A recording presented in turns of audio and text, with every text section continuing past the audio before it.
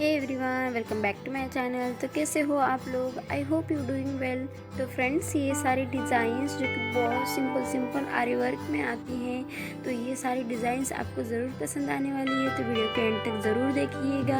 और फ्रेंड्स, ये सारी डिज़ाइंस आप घर पे भी स्टिच कर सकती हैं, जैसे कि सुई धागे से, या फिर आपको नहीं आता तो आप किसी से भी आप स्टिच करके ले सकती हैं। तो फ्रेंड्स, ये सारी डिज़ाइंस आपको कैसी लगी मुझे कमेंट सेक्शन में ज़रूर बताइएगा। तो साथ ही एक वीडियो को लाइक और कमेंट और शेयर कर दीजिएगा। और चैनल पर नए हैं तो सब्सक्राइब करना मत भूलिएगा, जैसे कि आने वाले लेटेस्ट कलेक्शन आपके पास सबसे पहले पहुँचे। तो थैंक यू एवरीवन।